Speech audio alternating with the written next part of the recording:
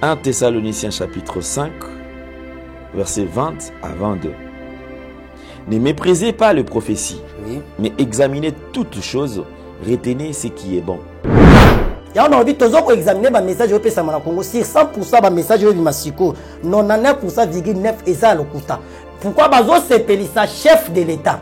Regardez ça, regardez la vidéo. C'est un signe que Dieu vous donne, que nous gagnerons cette guerre. Je vous Amen. la donne. Notre ennemi principal écrivait ces jours. Ce régime-là de Kigali, Dieu décide dans son propre pays réveiller quelques personnes très puissantes pour mettre fin à ce régime. Alors, en regardant cette vague de prophétie, vous allez payer prophètes. Aux yeux de Tant qu'on a examiner la prophétie au nyonso ezo pesama pour Namboka. 1. Tobimi mutumoko abimi alobi ke Nzambe ayebisinga ba Congolais nyonso. Toko ta jeûne prière il y a 5 jours. Bossa la prière il y a 5 jours. Mboka Mobimba prière il y a 5 jours. Donc c'est-à-dire soki Nzambe alobi ba Congolais nyonso. Donc c'est-à-dire na kati ya prophétie c'est que so Congolais ka moko asali yangote et automatiquement prière wana baby. Mboka Mobimba prière il y a 5 jours. Siko tozongi siko to examiner siko prophétie wana. Toza na Congo. Toi na pays laïque. Est-ce que musulman a auto sayango? Naba oba sambe la kate. Tout le monde Automatiquement être bandi, to bandi ko examiner message. Automatiquement tout le monde qui a message qui prend Nzambete. Parce que Nzambe a koki ko se contredire té. Parce que Nzambe a dit que pays laïque. Soto zongi soto longoli ba religion, ata to zongi na christianisme. Biso nyonso ba chrétien. Ba chrétien nyonso ba respecter message wana té. Automatiquement message wana moi j'ai dit que ça faux message. Il y aura des arrestations, Musuzu kuta leki alobi ke nanga okufa d'ici dimanche okufa. Jusqu'aujourd'hui nanga za envie. Tozela ye azonga na média ayo biso peut-être nango biso to yebi aza envie peut-être za wana té. Tu examiner faux message. Donc c'est-à-dire bakonzi, il faut pas pesa ba soda minduki. Il faut pas pesa bango minduki ya guerre.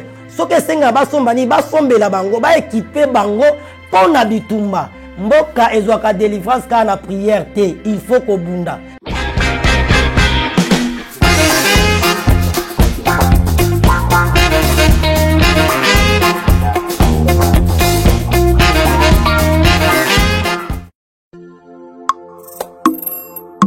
Communiqué nécrologique. Monsieur Eddy Kikumbulu Echi, Maître Willy Wenga et toute la famille Mateso Kalimaninois ont la profonde douleur d'annoncer aux frères, amis et connaissances le décès de leur mère et belle-sœur, Maman Alphonsine Bilizi, mort survenue à Kinshasa ce vendredi 7 février 2025, des suites d'une longue maladie. En attendant son inhumation prévue ce samedi 15 février, le recueillement s'est fait au domicile familial. 6 avenue Mangamanga numéro 3, Arebaoba sur Dezekiri, quartier Joli Parc, commune d'Engalema. Ces communiqués tient lieu de faire part. Le programme des obsèques de Maman Alphonsine Bilizi se présentera de cette manière. Vendredi le 14 février 2025, veillée mortuaire, recueillement à la résidence familiale sur avenue Mangamanga numéro 3, quartier Joli Parc, Ngalema, référence à Rebaoba sur des écuries. 20h10, arrivée de la famille. 20h30, courte prière. 20h45, biographie de la défunte. 21h20, messe. 22h20, témoignage. 22h45, animation. 0h10, mot de la famille. Samedi le 15 février 2025, enterrement. Arrivée de membres de la famille, amis et connaissances à la morgue de Kontchach dans la commune de Ngalema. 9h30, levée du corps. 10h10, messe à l'église Saint-Léopold. Référence Grand Séminaire Saint-Jean 23. 11h45, départ pour le cimetière nécropole entre terre et ciel. 15h10, bain de consolation à la résidence familiale. Ces communiqués tient lieu de faire part.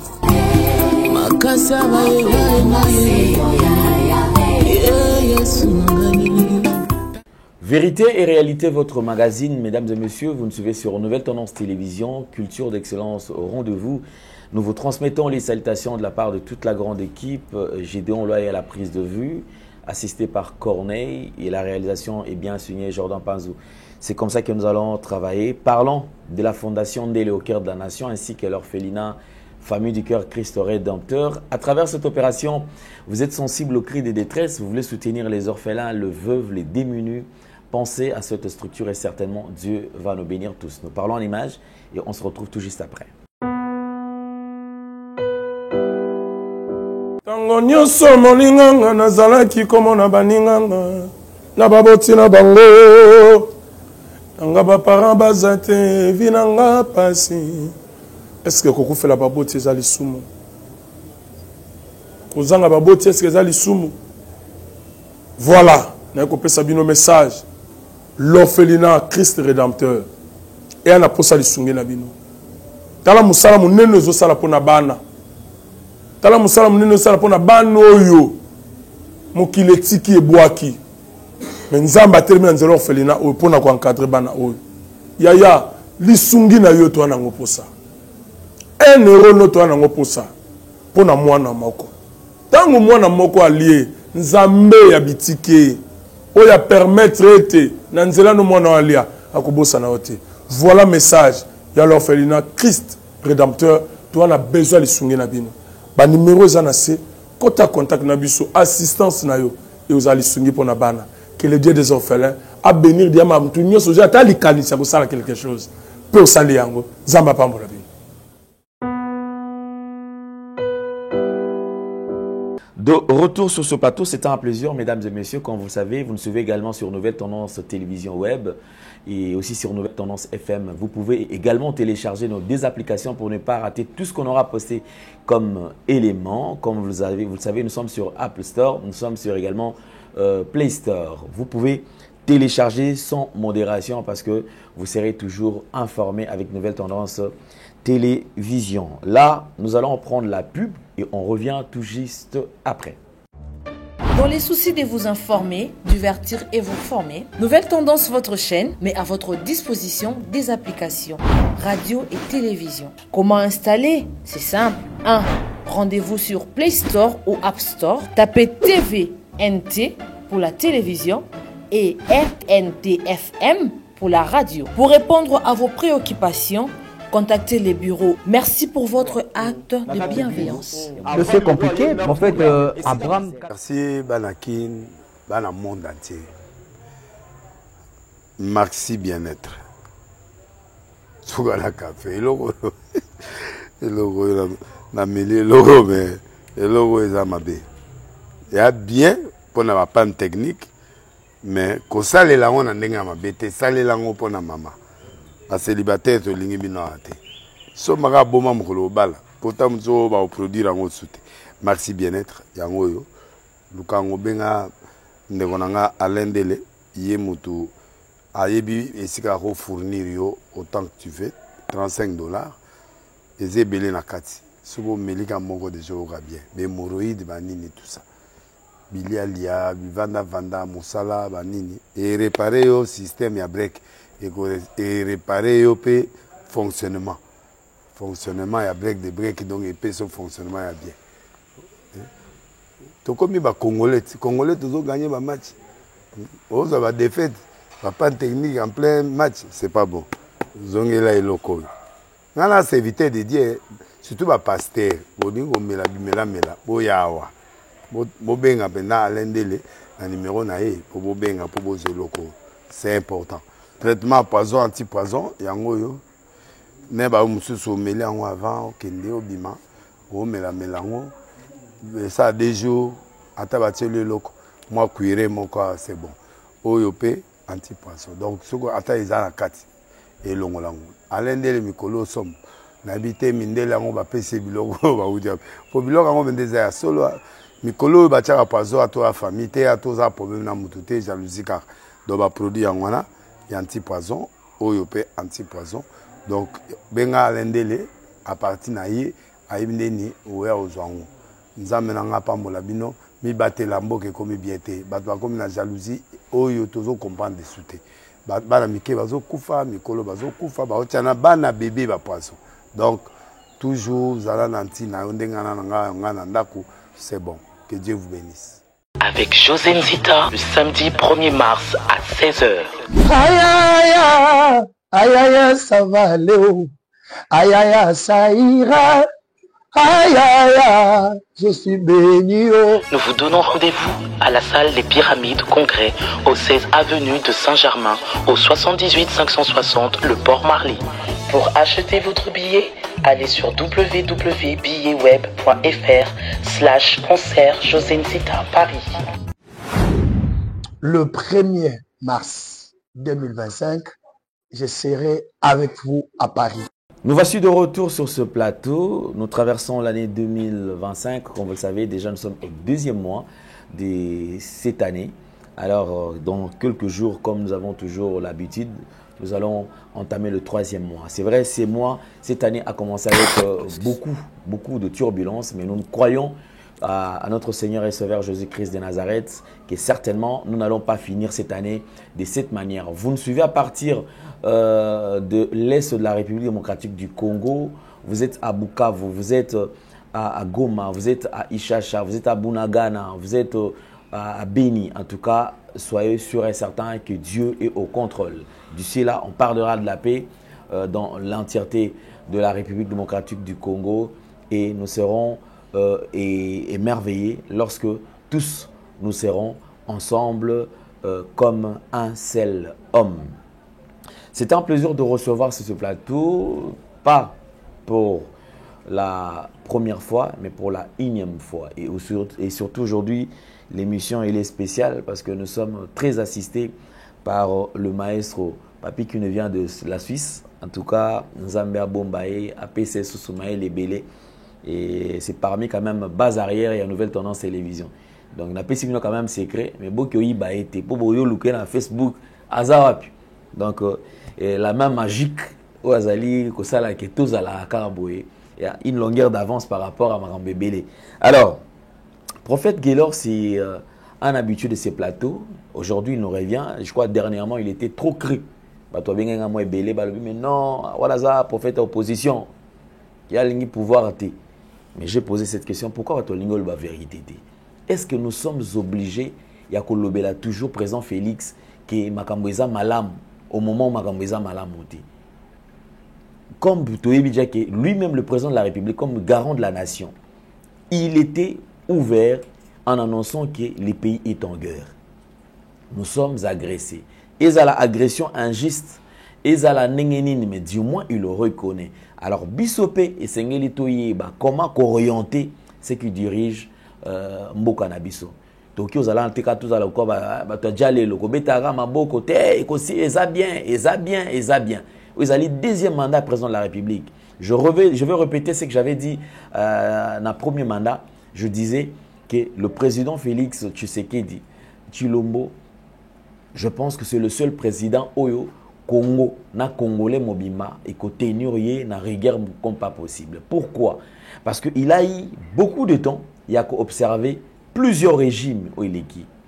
Ils ont traversé le régime, il y a Mobutu, bah côté un régime, il y a Kabila, Mouzé, bah côté un régime, il y a Kabila, Joseph Kabila, et enfin aujourd'hui, il a pris le bâton des commandements. Au moni, mutazo tala match, atali match trop. Bazala bato ba coach mingi na Liban mais so côté na kati ya terrain c'est là ba weba ceux qui ont réellement la capacité à kosala yango. Donc congolais a kozala na mawate a kozala na pardon te pour le président Félix. Il faut makamunyo surtout ezala malam. Alors invité na biso azali prophète de ministère et lelo c'est un plaisir de partager les plateaux. Prophète Gaylor, bonjour et bienvenue. Bonjour Papa Lé, merci beaucoup. Prophète Gaylor, je pense que Toti Wayamba dernièrement, l'émission a été très suivie. Il y a eu beaucoup de retours, beaucoup de commentaires, mais commentaires, ils ont été moins contre le pouvoir, ils ont été prophète et opposition. Réaction, les amis. Ok, merci beaucoup Papa Lé pour la question. Et ce qui s'est passé, Nasir, yo yebinga vraiment moi kala, bané belé. Nga d'abord ceux années là on a lingate na vie na linga mama politique té.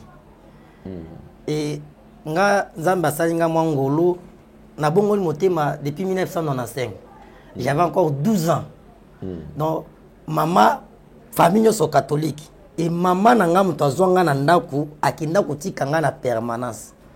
par rapport à don oyo naza na prophétie wana leki donc c'est-à-dire binanga na linga mamba politique te même de tous nzamba omonanga eza ba politicien belé ya mboko na yebi même ba kombo na bango te même na babilongi na bona vie boy na yebi bango te même na télé vie que na yeba pe que politique à Congo c'est 100% 99,9 izama malokuta na landa information à Congo te on a banda boy na RTL sinon il faut vérité na landa ngote donc pour dire quoi nazala rappel flatter te na flattera mutu te politicien moko te na Congo aloba ke ou bien média moto mona na leka de na média na flatter ba politicien ou bien aloba ke nazala posa na kutana président de la République ou bien na kutana politicien mo pa pesa ngambongo non mais na lobaka oyo nzambe alobi na bato ba di ke naza prophète ya opposition et engagé ka bango pourquoi parce que bato balingi vérité te papa le au monde na temps toza il faut toza na bato o lokola ba michi que prophète a telemi bato nyonso ba yeba pesi message ka ya malamu ya lobi non nzamba lobi bongo te nzamba lobi boy prophète yo il a ngaka ba message contraire ya mabe siko ba congolais balingi ka ke eloko so eza mabe to pakola mafuta non moi je suis pas comme ça nga soki eza mabe na oloba mabe so eza libulu na ya oloba teke o eza presse ne ba flatter musu ba oleka leka na ba media po ba kene o nzamba yebisinga na kutana président te na koloba eza libulu donc c'est ça. D'accord, merci beaucoup. Alors prophète Guélor, je crois ces derniers temps depuis Makambuya Est et Bandi, précisément à Goma, ville à Goma. Nous avons reçu, pas seulement sur ce plateau, nous avons reçu plusieurs messages dans les médias, tous les réseaux sociaux, et surtout que moi, facilitant les alliés à travers les réseaux sociaux. Et comme il y a un filmé, il y a un TikTok, a lancé un message, et voilà, et comme peut vulgariser, les messages et Panzani. Nakoyoka, tout le monde a une contradiction comme moi trop. Un groupe vont dans le sens où, pour na bango, Nzambe a lobby, qui était, il faut pas coûter un président, ba pesa un message, ba qui qu'on transmettre un message té, tout le monde ni côté msusu. Bande msusu ba lobby, il faut Congo mobimba, to kota na jeune, ba congolais ils a la jeune à 5 jours, mutuna mutwa tika mbeto na ye akitanase. To uti kolanda, dernièrement, je crois ils a qui séance moko ya ba prière. Évitez surtout la prière intense, mais na mona bande ko balati ba fichu bati ba drapeau, il y a RDC, bazo baluka. Et puis, les caméraman, il y a l'église. Je veux quand même vous interpeller. Il faut arrêter de faire des théâtres. Vous savez, lorsqu'il y a une situation qui préoccupe les Congo, arrêtez de nous vendre les images. On dirait que ta personnalité. Vous avez besoin de vendre plus l'image. Il y a Dadina, Bino, il y a de passer à Fukama. Bozola Netine, Longio, caméraman au Sambelarati. Tu as plein de gens qui sont là et comme pasteur mouvement il faut quand même poser la professionnelle c'est-à-dire tout le monde va figé belé na suka kilto un message et bimi il y a des orientations qu'il faut appeler sa chef de l'État na me poser question chef de l'État akoyoka nani akotika nani. Or, au moment où tu as le siège à chef de l'État, il y a aussi des pasteurs. Au bazapé des renoms, au baébani, au apé ça rapide un message. Donc, non, on a comme si ça bitumba. Qu'on a même un message, koto libanda bozoar c'est un message. Donc, il est complètement perdu. Alors, en regardant cette vague, il y a ma prophétie n'engeli qui a yozalipe prophètes. Au yeux en ondeni, ligne nini yo okiko zoa par rapport à ma message. Ok, merci beaucoup, Papa Alain, pour la question. Nalinga qui, avant de répondre, Sokoko Sungaviso n'alertir, dans 1 Thessaloniciens chapitre 5, les versets 20 à 22. De moment où singa qui na ngambo on a somba Bible, abina ça la Bible oté. Ah, Congo. Bon, 1 Thessaloniciens chapitre 5, les versets 20 à 22. Chapitre 5, verset 20. À 22. 1 Thessaloniciens chapitre 5, verset 20 à 22. Ne méprisez pas les prophéties, oui, mais examinez toutes choses, retenez ce qui est bon. Abstenez-vous de toute espèce de mal, que le Dieu de paix vous sanctifie lui-même tout entier, et que tout votre être, l'esprit, l'âme, les corps soient conservés irrépréhensibles lors de l'avènement de notre Seigneur Jésus-Christ. Ok. On va profiter de Matthieu chapitre 6, le verset 5. Après, taper sa réponse dans ma question. Matthieu chapitre 6, le verset 5 à 7. La Bible dit ceci. Lorsque vous priez, ne soyez pas comme les hypocrites qui aiment à prier debout dans les synagogues et au coin des rues pour être vus des hommes. Je vous le dis en vérité, ils reçoivent leur récompense. Mais quand tu pries, entre dans ta chambre, ferme ta porte et prie ton Dieu qui est dans les lieux secrets. Et ton Père qui voit dans les lieux secrets te les rendra. Parole du Seigneur. Papa, là, place sur Tanguy dans 1 Thessaloniciens chapitre 5, le verset 20 à 22. Bible dit, ne méprisez pas la prophétie, mais examinez la prophétie. Na kacha ko examiner bozo o ezali ya malamu o ya mabebo sanini bobuaka. Toko tasiko na ko examiner ba prophétie o nyonso ezopesama pona mboka. 1. Tobimi mutu moko abimi soi-disant un pasteur. Alobi ke nzambe ayebisinga ba congolais nyonso. Toko ta jeûne prière il y a 5 jours. To jeûne ba tubala laka na mbetu te balala na se. Donc c'est-à-dire ceux qui nzamba lobi ba congolais nyonso ba jeûne ba liate balala na mbetu te balala na se pour na délivrance ya mboka. Donc c'est-à-dire na kati ya profession c'est que ceux congolais ka moko asali yango te et automatiquement prière wana baby. Parce que na message nzamba lobi ba congolais nyonso en général. Siko to zongi siko to examiner siko profession wana. Toza na Congo. Toi na pays laïque. Toza te na pays o toza ka pays chrétien te. Toi na pays laïque. Toza na ba musulman. Toza na ba kimbangiste. Toza na ba témoin de Jéhovah. Diversité il y a ba religion. Siko yo un pasteur ou soit disant prophète au lobby bongo. Est-ce que musulman a auto sayango? Musulman pour gêner bazaka na programme na bango. Ou benga ba Ramadan sur Ramadan chez Zemabis. Donc c'est-à-dire musulman a koto sa jamais message oyo soit disant un prophète ou pasteur église de réveil a pessi pour namboka. Là c'est un deuxième message. Mutu ya babenga nani? Témoin de Jéhovah. D'abord, je ne crois pas que bango ba jenaka. Si je m'abuse, n'andimite que ba témoin de Jéhovah ba jenaka. Parce que témoin de Jéhovah a auto sa message joanate a genete a la a boya otika mbetu nete po alala na se po na délivrance ya mboka. A boya message joana. Automatiquement être bandi, to bandi ko examiner message. Automatiquement tout le monde qui a message je pas nzambete. Parce que nzambe akoki ko se contredire té. Parce que nzambe a dit que pays laïque. Papa là, oyebi nous sommes les chrétiens. Notre église est noire peu bazar. Notre église est noire bazali. Biso to ba chrétien, to croit na religion na biso. Ba musulman pe ba croit na religion na bango. Ngakutu ba religion na ninga kolobela on te osala on peut débattre. Parce que to ko ba ndobeta to te ba on bazala ba frère ba bazala faux parce que mukola suka biso to za juger. To zo analyser la prophétie. To zo analyser la prophétie. Ba musulman ba ogenete. Ba église de noire ba ogenete. Ba kimbangi sa te ba ogenete automatiquement et comme des camps.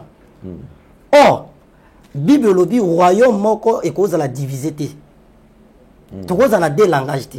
Batumi balé ba ko tambola nzela moko te so bazali loba moko te. Payer zaka moko. Les mêmes Dieu a passé message mais ba originalité. Automatiquement message wana moi j'ai dit que ça faux message. Et où tu pas en Nzambe te. Nzambe pour passer un message pour on kangola mboka o. C'est-à-dire on passe un message o ezala que toutes les religions ba respecter yango. Parce que ba musulman ba croit que Dieu existe. Ba dit que Nzamba existe. Biso peut dire que Nzamba existe. Ba kimbangiste ba dit que Nzamba existe. Ba témoin de Jéhovah dit que Nzamba existe. Mais dans le domaine de la prophétie, dans la religion c'est que ça différent. Automatiquement les pasteurs qui avaient donné ces messages, et ça message à sentiment. Soto zongi soto longoli ba religion, attends zongi na christianisme. Biso nyonso ba chrétien. Ba chrétien nyonso ba respecter message joanate. D'abord, message pour la respecter, il faut attendre la personne qui prophétise. Parce que les diables aussi prophétisent. Nzambe peut appeler ça un message. Et il y a aussi des messages où ils ont un sentiment ya mutu pour plaire à quelqu'un. Il y a envie de examiner le message au Congo. Si 100% de message au Masiko, 99,9% et ça le kuta. Pourquoi bazo s'appelle ça chef de l'État? Bazo s'appelle ça batu ya mokipo ba yoka ke yete asala nini a prophétisaki. Mususu kuta leki alobi ke nanga okufa d'ici dimanche okufa. Jusqu'aujourd'hui nanga za envie. nanga kufite omona ba prophétie nanga okufa nanga kufina onte tozela ye azonga na média ayo yebisa biso peut-être nango biso toyebi aza envie peut-être eza ye wana te to examiner faux message lelo papa le ba pesi ba message nzamba yebisi nga ngande ifuna sambela il faut to sambela pour l'intel pour la délivrance ya mboko ozomona ki ba message mingi mutu nyonso aza kaka nga kinga likambo kingai olobi le mot très important bato bazosala ba prière soit disant pona mboka yo o pasteur ou prophète sokina o sambela pona mboka no cameraman azaka wana photographe azaka wana mouvement no zozo sambela ao kango ba photo ao filmer pona poko sala nini abwaka na réseaux sociaux po bato ba mona ke nini X asambela ki pona mboka on est totangi na Matthieu chapitre 6 le verset 5 Jésus azoloba na bi soki olingi kosambela kozala lokola ba hypocrite c'est-à-dire ba pharisien balinga kosambela na miso bato baganga bato bamona ke yende asambelaka eza biloko tomona ce sont les pharisiens balingi batalisa na mokili ke nga intel nde muna osambela pona mutu aza na monopole mboko azate chef de l'état ebake chef de l'état ebake x mutu azosambela pona mboko ye mutu azosoutenir nga na prière papa yo kasi na mboko basala nzambe ebele baosambela pona mboko te est-ce que bangonyo même yo ndi oza chrétien yo sambela pona mboka note oza la chaîne non ba filmer yo que o sambela pona mboka ba tient na réseaux sociaux pourquoi tu n'as pas fait ça oh bible biso ba sala nzambe toza ba exemple c'est-à-dire bazo sala yango pona batalisa bato mokili et non nzambe bible lobi na Matthieu toujours mini mais toi quand tu veux prier kota na chambre na yo belela nzambe no oyo ayoka kana secret akoyoka yo. Oh, quand la Bible parle de chambre, toi, tu es responsable. Dans le salon, la chambre. Et il y a d'autres choses. Oh, il y a des dans le salon. Il y a d'autres choses. Il y a dans la chambre. Donc, c'est-à-dire, chambre, il y a place où il y a secret. Donc, nous avons la prière. Oh, nous avons secrètement. C'est ça, nous avons la récompense. Oh, nous avons la récompense. Nous avons la récompense. Nous avons la récompense.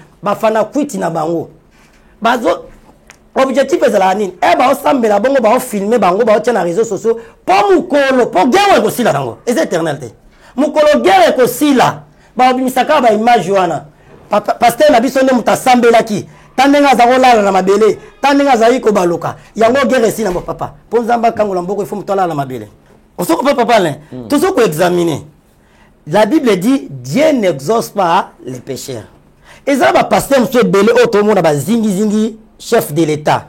Misu soto mona pour mona ba vidéo bimi ba pasteur mo boye so kombe misu bazo ko imposer ministre ya justice maboko. Un impudique assemblée pour le monde. Oh, on donne ce qu'on a. Si on a un impudique, si on a imposé c'est-à-dire on transmettre l'impudicité katinayo. Mais oh la minute show. Et ça coûte loko ba te so beti ba kombo. Ta na réseau sociaux mutaka le bimi. Ce que je sais, pasteur, dans mes réseaux sociaux. Tu peux prier pour transmettre nini. On transmet impudicité. Les lots sont aux examiner la prophétie, la banque, la prière. Les lots, tout le monde, nous sommes tous d'accord, tu es dans ma camboise, ça na est, on n'a pas ça. Mais ceux qui te zongi, origine nanga utawapi. Na église, bino watu woche. Vous comprenez? Quand le pasteur wana o bata mokili, ponga na mona ba pasteur minité bata mokili ba mona ba pasteur minene. Pona bato bakasa pasteur pour za minene pasteur nzamba yebi fois na mituka banda kwa kenda poto la tarabia za na mbongo. Je suis pas contre mbongo. Na contre naza contre te bato ba mbongo to mituka te. Mais ce n'est pas ça. Lelo nanga bato ba pona ka ezaka ba pasteur. Groupe ba pasteur na kata ba misusu ka bangona ba imposer sur maboko. Soto zongi. Toi analyser quand prophétie parce que quand on a bossé dans makambu nous qui pour distraction l'équipe nanga j'aurais appris que nanga a ensemble na Philadelphie Martin Fayulu a ensemble na Philadelphie ce qui rassemble la tilelo président Fati assemble na Philadelphie R5 ke ba luka président ya Seni ba pasteur ba oh ba confession religieuse on nzambe kutaye ba ngote ba confession religieuse ba oh RCC sonini ba miibi nzamba yebi ba ngote ba confession religieuse wana ba ngote ba pona nanga ye président ya Seni élection salami nanga a proclamé président nani Fati Fayulu a déclaré parce que biso no somona ndebe élection les kaka Fayulu a gagné Fayulu a déclaré vérité des urnes n'a dit que Martin Fayulu a tambola monde entier a konda coup dans mon image alors qu'il redéclaré vérité des urnes c'est-à-dire bah il va voir tilelo allez la ba voir na on t'a proclamé président nani nanga mundima wapi ya Philadelphie Fayulu a déclaré que bah il va voir mundima wapi ya Philadelphie président Fatih Abimi président mundima wapi ya Philadelphie bango no so papa moko lelo ministre nani directeur sur le cabinet après il y a chef de l'état aza pasteur ya wapi ya Philadelphie tozo analyser la prophétie na makamde kini ce qu'on nanga o ya publiaki président état que président Fatih président de la République après quelque temps akimi Congo ake exil alors en exil yéwana le na sima ya M23 a commis rebelle yenda aussi lisa ba congolais mais a outi wapi l'église ce qu'on nanga président actuel de Martin Fayulu bango so papa molimo moko mais pourquoi pas si c'est vrai nous sommes dans les vraies églises les vrais pères les vrais pourquoi pas avant de sabana na nyos ate ya bango parce que waneza makila ya batozo ezotanga pourquoi pas revenga nanga abengi Fati abengi nani bino so bozaba na église nanga ngam na encadrer bino botika désordre rien makila zo sopana tozongi ye papa o akambi bango oyo nyos salama après ça plusieurs prophéties na mboka oyango tozo ko examiner toujours na intesonté wana aloba na 2025 élection ezalate élection salama et 2024 et 2023 que élection salamate élection salama faux prophétie ya lokuta aloba que candidat moko ya présidence akobata na 16 jours là avant élection tilelo attendre na 16 jours là té o moko akokufa tilelo akufa té trois prophéties nyo se bimi ya lokuta ce que surtout bandi ko examiner kotala c'est-à-dire na kati ya Philadelphie ezana jemo ko sala makawana oza na kati ya makambo lelo makila ba congolais zo sopana parce que nanga mondima Philadelphie président actuel mondima ya Philadelphie mais nuna batu ba okufa ah pasteur mangwaza azolo velo côté bon OK ce qu'on a directeur cabinet yé ce qu'on a habité mboko bango tu ba okambango bazo manipuler mboka ou quoi papa ba prophétie beleza lokuta nzamba yebi angote na moni mususu aleki onzamba yebi singa je ne peux pas citer le nom ya ba politicien onzamba yebi singa 2028 un tel même dans la président mboko nzamba yebi singa 2028 un tel même dans la président papa muto nono aza peut-être soit ministre soit aussi directeur yanini soit azana PDG azana député aza président soki yanini azo yi banam azo boma mboka azo fait souffrir ba congolais tant on dans la poste à présidente azo yiba de abatu ba souffrir allez les mêmes personnes wana ndenga azo yiba osala mabe nzamba ya koloba ki yenda za la président de la république ya mboka o donc c'est-à-dire nzambe a jouir la souffrance à ba congolais ça c'est qu'elle dit automatiquement ça faux prophétie est-ce que nzamba ko sepela na malheur ya banana nzamba ko tin po nzambe soka poni mutu pour azala en tête c'est-à-dire ça pour a délivrer peuple wana mais comment so que ça soit nzambe batu ba souffrir les mêmes bateaux ba yiba lelo o ba oboma batu ba otangisa makila ba yiba ba détourner na ba ngo ba benga ngo mo détourner bino mutu otanga na ba te point ba la français il faut ba yiba ngani ngo mo détourner te ba yiba mboka mais lo bazala ba cause automatiquement ça va faux prophétie ba oluka ba sepelisa ba politicien wana po ba benga bango ba pesa bango mbongo yango moni lelo papa Alain christianisme et baby na Congo bino boyebi to uti na banzambe malamu oyebi histoire nzambe malamu christianisme ndenge zaki lelo ezabongo te kala ezala ki même au temps de la Bible ba roi na ba politicien bazali kokeluka ba sala nzambe to monyango même na Bible général Naman akine koluka Élysée pour Élysée sambela pona yabika mais lelo na Congo ba politicien ba tamabe ba luka so ba sala nzambe te ba sala nzambe ne ba kuma okeluka bango naza message pour tel il faut na kuta pour tel pour na sambela pona ye pour ayiba aluka mbongo yango moni me ba politicien ba to ba oyiba moye ba tika mabe ezate pour ba mona bango moko o soit disant ba sala nzambe ba za ba impidique ba kipit ba oluka mbongo ba bongo la mitema ndeni est-ce que yo mona ba politicien ne na mbongo na ba bongo la mitema babongo la mitema ndeni po muto osala mabe yo leki na medio commission bike yo ndo za président de la république c'est-à-dire oyebise ke nzamba osepla na mabe ona osala abongo la motema te. OK. Merci beaucoup alors pour un point de vue nayo. Alors prophète Guélor, je pense que généralement on a un message dans ça va commenter en haute. Na va commenter message après au message. Alors on va avancer dans 3 temps.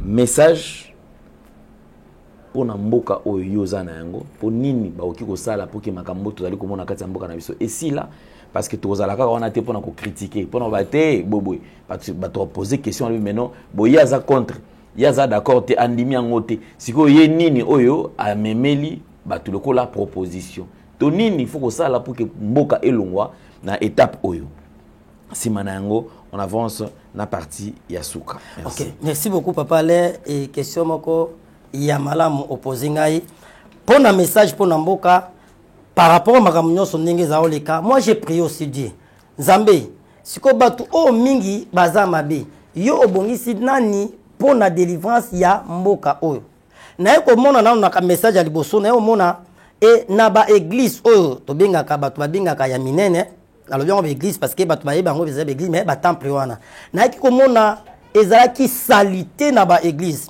batu bazo teka y avait une grande ambiance et na ko mona même na pasteur moko munene que je connais de batu babengaka munene azaki na makila ebele na maboko et azomela makila wana.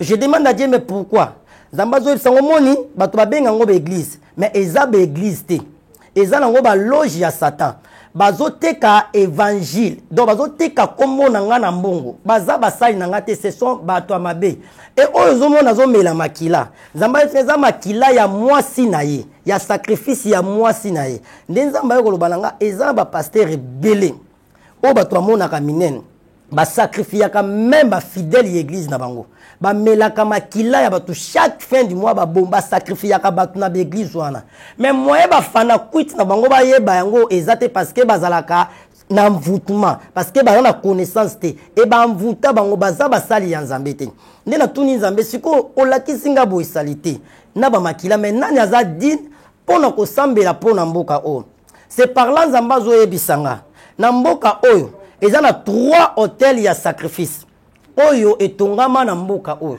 hôtel à liboso ezana martyr na stade de martyr yami baleza na palais du peuple yami sato ezana palais de justice ndambazo somoni ba hôtel oyo ya sacrifice eza ba hôtel ba construire pour na diable bi place oyo ba kila etanga ba sacrifier ba vie ya bato aussi longtemps ba hôtel wana ezali mboka bozwa délivrance totale te ndenzamba yeko yebisanga ayotalisanga yi papa la biso kelani Zamba lobi omoni la personne que j'ai choisi pour la délivrance ya mboka oyo yeyo à lui fraude des athées c'est mon serviteur ye azana kipidité ana lokoso monte azana loko azolukate yende esengi asambela pona mboka oyo et ba konza mboka ba benga ye namona ki derrière lui azaki accompagné na couple boulot bazaki na simana ye ndezamba lobi ba benga papa Kelani le patriarche et na couple na ba accompagné ye a la service dans tous les 3 lieux wana martyr na palais du peuple na palais de justice a renversé hôtel wana a construit notre hôtel à l'Éternel pe a mboka a dédié na maboko Nzambe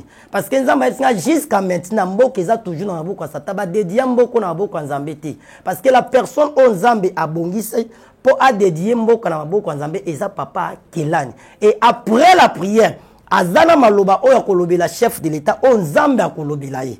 Et c'est ça le message que Nzambe a payé pour Namboka. Donc c'est-à-dire na plan spirituel parce que toi on a deux domaines. Na kibomoto na bonzambe. Donc c'est-à-dire na domaine na kibonzambe, Nzamba esinga ezali papa na biso Kelani pata. Yende esengi abonde la pour Namboka. Et na tuni Nzambe. Et objectif ya ba Rwandais pe ya ba rebelle ba oboma biso mingi ezani. Nzamba ebisinga. Pour ça, on va éliminer le peuple congolais, donc on va diminuer le peuple congolais. Et n'est pas na Goma, la pour ça, si ça va habiter nyonso ya Goma et ba Rwandais, ba kozwa possession ya besika wana. C'est ça premier objectif d'abord. Ba pour ça va éliminer ba congolais nyonso. Penzamba yebisinga na yebisa ba konzi. Mais présence ya ONU na Congo, Nzamba lingi yangote. Il faut ba ONU ba bima. Parce que baza complice ya guerre oyo na kati ya Congo ba yebi makambo ezo salama Nzamba lobi ba bimisa bango na mboka oyo baza bambuma ya mabe. C'est ça ma message Nzambe apesa ngai po na mboka donc wana ezaki na domaine oyo eza spirituel Nzamba lobi moto aza din po na kosambela po na mboka ezali papa na biso Kelani pata na kibomoto boye je n'ai pas l'intérêt pour na papa Kelani ngabo personnellement je n'ai jamais vu ce papa na kibomoto à part na télé Donc naza na intérêt moko te opo na gagner eloko moko. Intérêt na nga na kati ya message opo ya mboko ezami balé parce que 1 je suis congolais. 2 bandeko na biso nde ba okufa. C'est ça mon intérêt et ça la passe bandeko ba okufa. Yango jotinda biso to sambela. Donc voici le message que Dieu m'avait donné pour namboka o. Les restes o nyoso ba sambela, o nyoso bazo leka na ba media ki nganzamba tininge pa mokonza mboka. Nzamba yebi bango te. Bazolo ba pe de la part de Dieu te. Et bino pe nzambe ako frapper bino. Nzambe ako frapper bino. Donc voici, c'est ça le message. Et ceux qui tozongi na kibomoto papa lendengo tuninga. Nzambe mboka moko te sur la terre balonga bitumba ke par la prière. Par ya nzambe ezali, par ya moto pe ezali. Eza net na vie. So la mugi na tongo po sokola nzoto, esengi te nzamba ya ko sokola nzoto. Po brosser, esengi te nzamba brosser. Eza devoir na yo mo rebike, il faut na sokola. Il faut na brosser, il faut na lia. On les a par ya moto. Nzambe pas en a par na. Par ya nzambe, les gens prient. Et par pe ya bakonzi ezali. Donc c'est-à-dire il faut que bunda. Guerre ici là la prière té. Soit ils pour la prière, mais déjà bitumba o ici là. Donc nde ba congolais to sambela. Nde pe ba rwandais ba sambela. Donc c'est-à-dire batunyo so ba sambela. Mais en dehors ya prière, il faut que bunda. Mais en Israël, on te donne par exemple les enfants d'Israël. Qui va se confier dans Zambé, après bitumba. Donc c'est pour qu'on bitumba, il faut que basoda bazala bien armé. Le lot, tozo sambela, mais goma yangwane kei. C'est-à-dire ennemi reste sambela te. Biso tozo gumba mabolongo, mais ennemi azo approcher. Pourquoi? Parce que azana bibundeli, azana minduki azo boma, azo progresser. En attendant, bamisu bazo kwe na mabele balati ba drapeau, bazo filmer bango, bazo sala ba kilti opona mboka mais mboka ezo kende.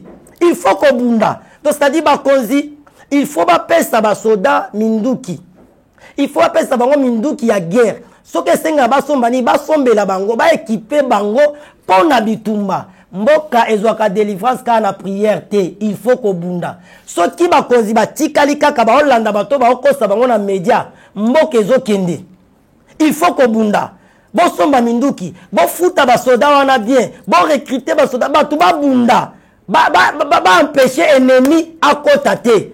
Biso to samba la ennemi azoya. Non, il faut que bunda. Il faut que manduki. Donc c'est ça. Guerre ici la ka na prière te.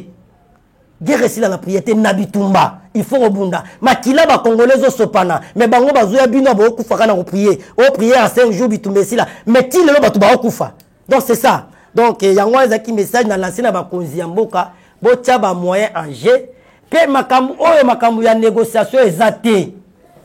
Bon négocier na ba Rwandais pour na nini? Bon négocier pour na ba rebelle pourquoi tandis que ba congolais ba okufa ce jour-là natali ba lobby ba kundi 3000 congolais, 3000 personnes na Goma. Oyo ba rebelle ba bomi ba M23 na Rwanda na nanga. Siko bato ba bomi baza ba congolais. Après boya ko négocier makambo négociation ezate toko kende nango la guerre. Toko simba minduki photo bunda. Bango ba bomi biso bango pe il faut ba kufa. Parce que na minute bango baza la Goma bazo yiba biso to sambela. Ba minéraux zo kende ba compter zo kende. Non, il faut ko bunda. Négociation ezala va bato ba kufa. Siko biso bato ba kufi, bon négocier bango do biso to bima ba perdant. Non, il faut ko bunda. Donc voilà. Botika ba message à lokuta. Repentez-vous bino boko sa ba chef mokonzamboka. Kolanda bango te chef de l'état ba conduire en erreur.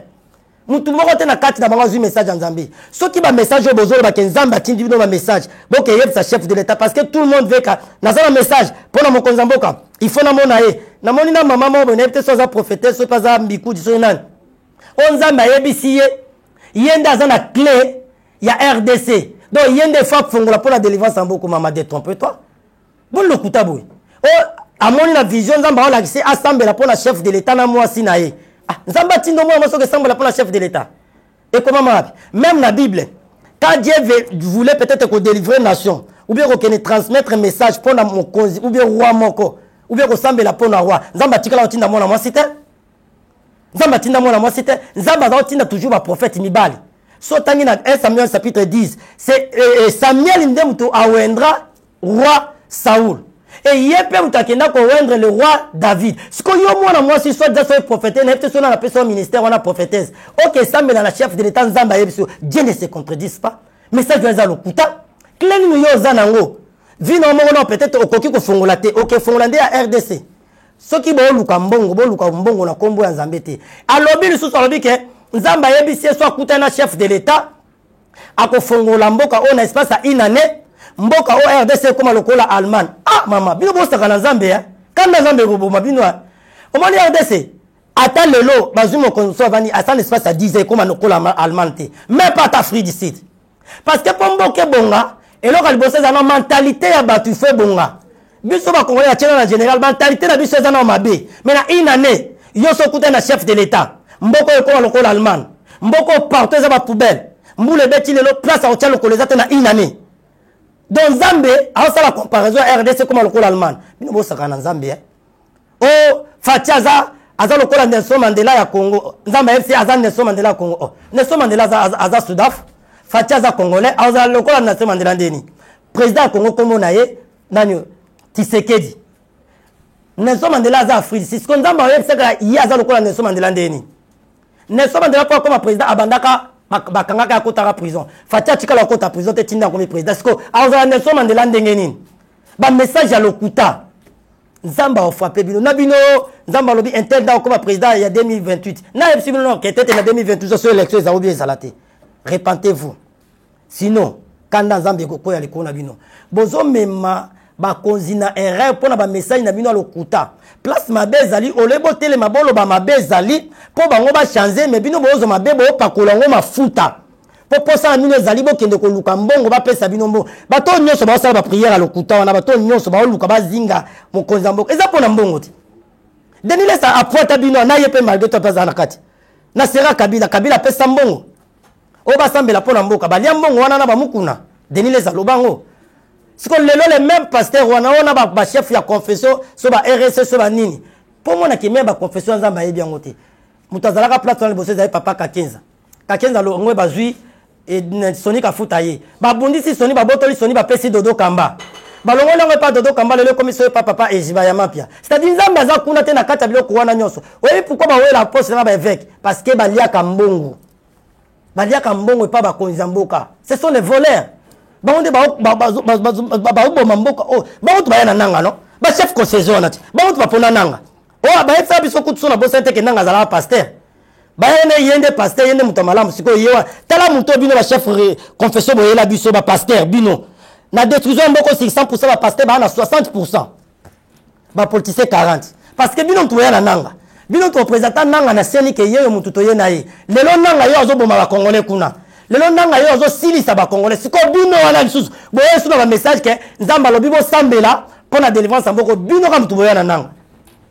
mais congolais vika bossa na ye na mbala moko kanda Nzambe ekitali kona bino la Bible dit les sans cris makila nezo so présent ba congolais Nzamba o mona bino repentez-vous Nzambe a pambola bino c'est ça les messages de contribution na pona mboka il faut to bunda c'est ça papa Alain donc wana ezaki pona mboka et nalingaki tozwa quelque temps pona moi exhortation mukie parce que au-delà d'être congolais toza basali ya Nzambe on peut pas être là toujours to lobaka makambo ya mboka bato sope bazana besoin de prière.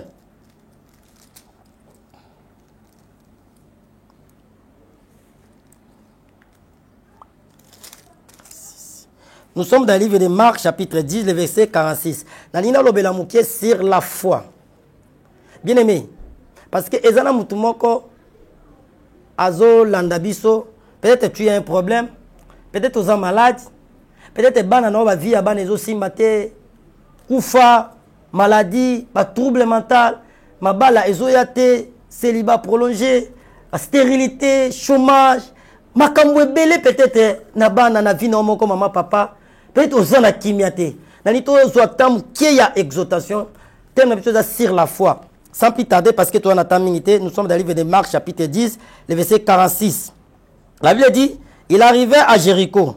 Et lorsque Jésus a sorti avec ses disciples, et une foule si grande foule, et le fils de Batimée, mendiant aveugle, était assis au bord du chemin. Il entendit que c'était Jésus de Nazareth et il s'est mis à crier, « Fils de David, Jésus, aie pitié de moi. » Plusieurs les reprenant pour les faire taire.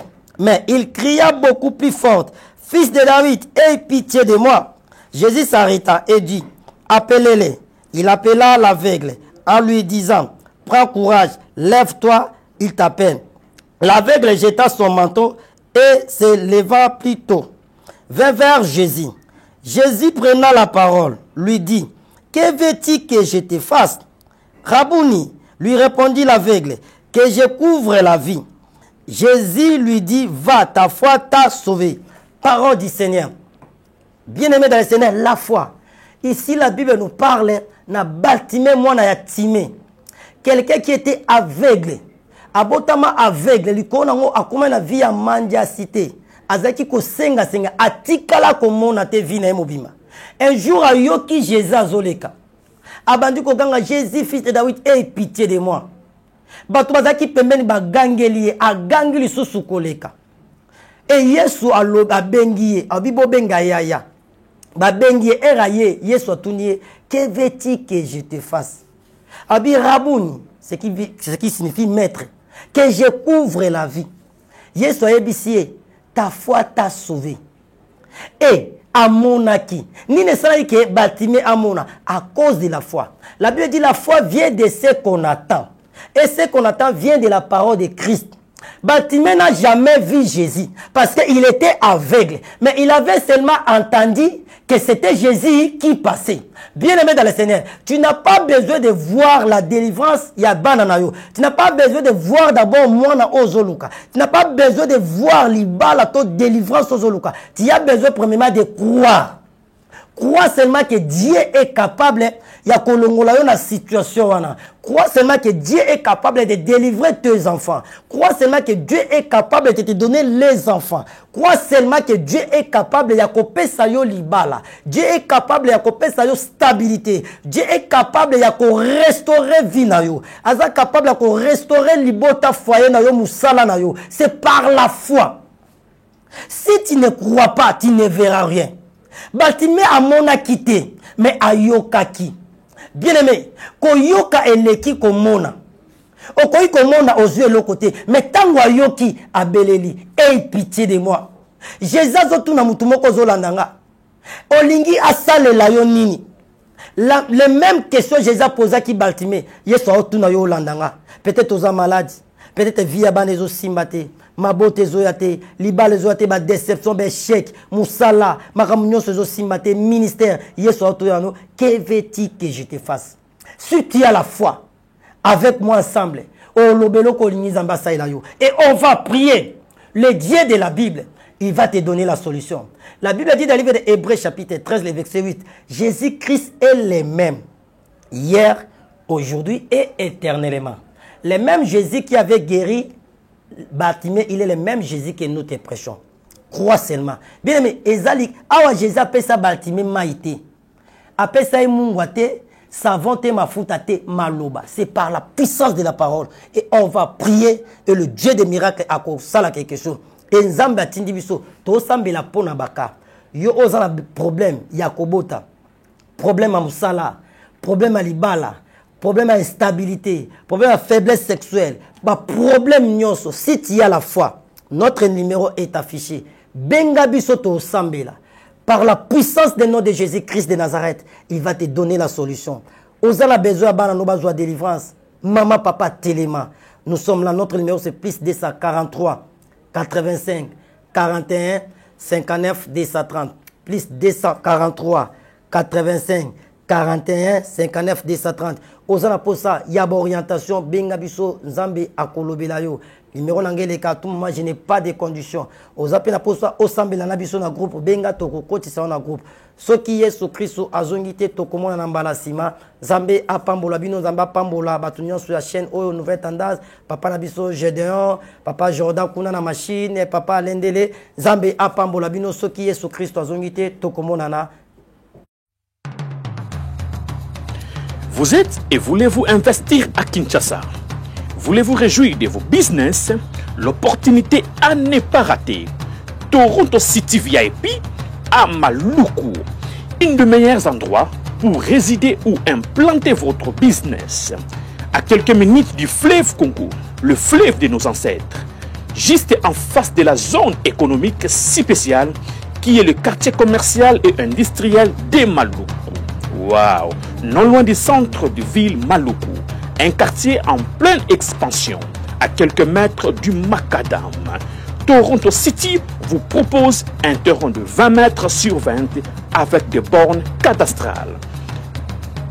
Sur un site accessible, urbanisé, avec espace de jeu, espace vert, magasin, centre médical, marché etc.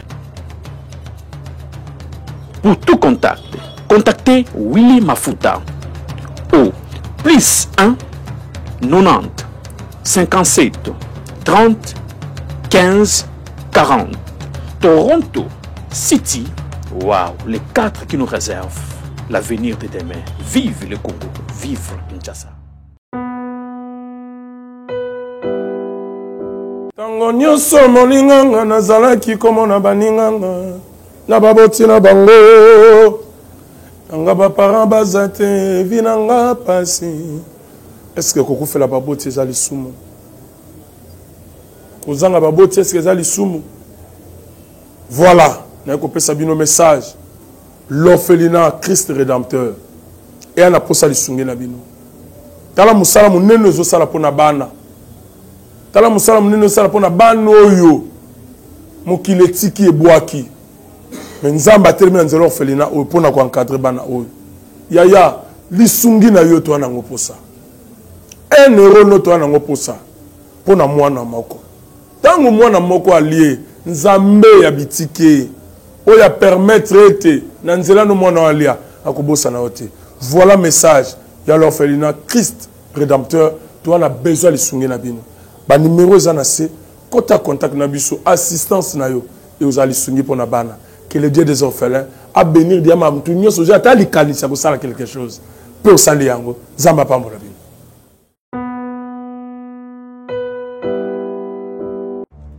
Dans les soucis de vous informer, divertir et vous former, Nouvelle Tendance votre chaîne met à votre disposition des applications, radio et télévision. Comment installer? C'est simple. 1.